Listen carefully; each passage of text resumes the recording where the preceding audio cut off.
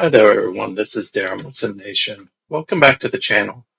The league is legitimately overheating trying to process the absolute insanity that was Week 13 in the WWPF. Defense? Never heard of them. We had blowouts, and we had two teams that absolutely continued to refuse to lose. First, I need to know if the Jaguars and the Bills made a secret pact before kickoff to bench their entire defensive lines. Buffalo edges out Jacksonville 52-49. That is 101 total points, ladies and gentlemen.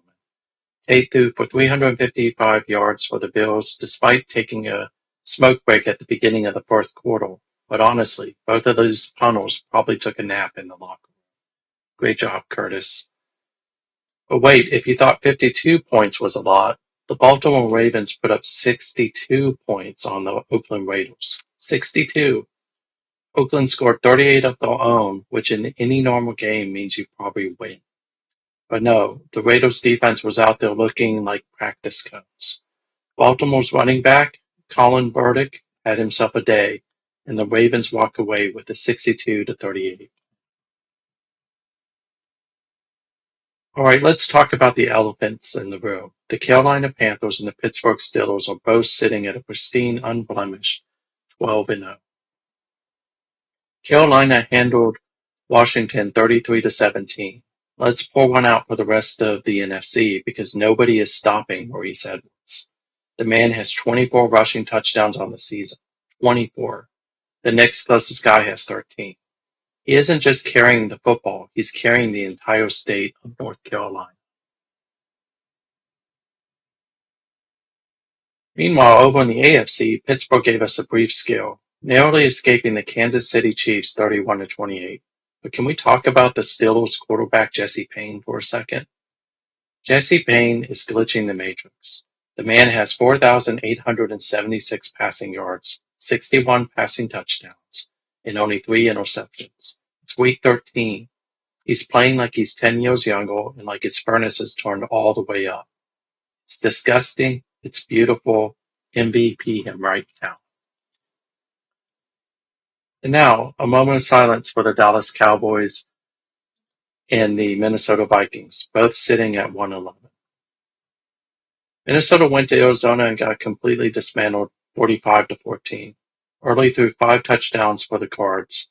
Meanwhile, Dallas got steamrolled by Atlanta 40-13. At this point, the fans in Minnesota and Dallas aren't even watching the games anymore. They're just scouting college players on Wikipedia. So where do we go from here?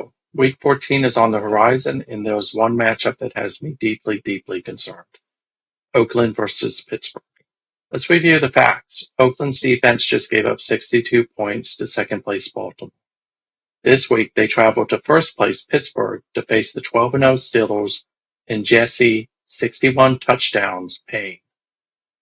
I'm officially starting a GoFundMe for the Raiders secondary. It's going to be bad. If you have any Steelers offensive players in the fantasy league around WWPF, start them. Start the backups. You probably want to start the Water Boy too.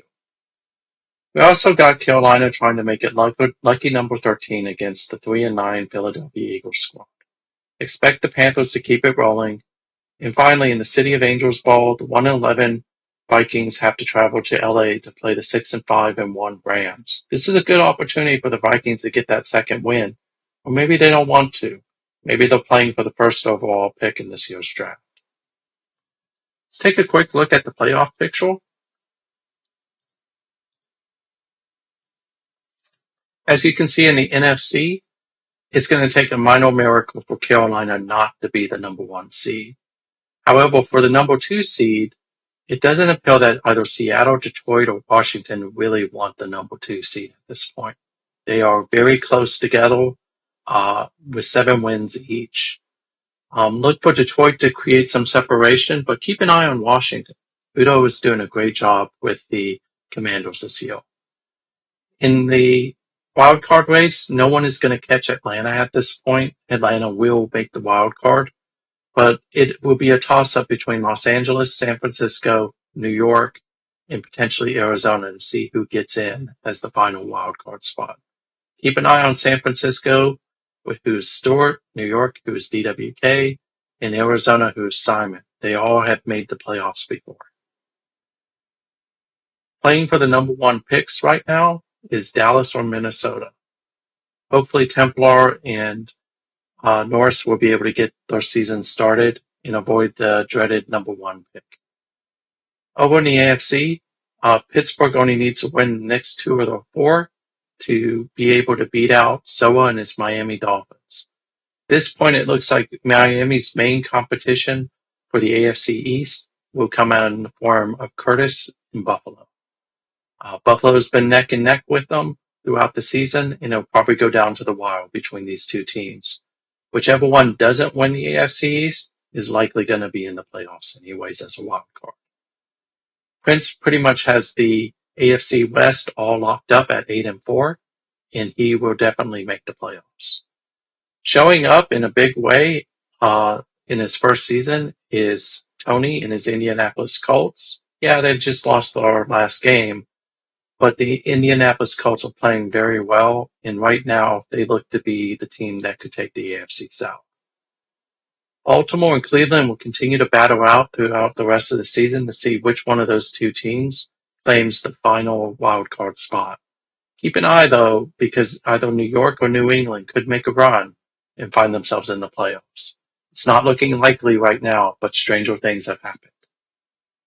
That's all for today's recap. Let me know down in the comments, who do you think loses first, Pittsburgh or Carolina? Or do they both run the table?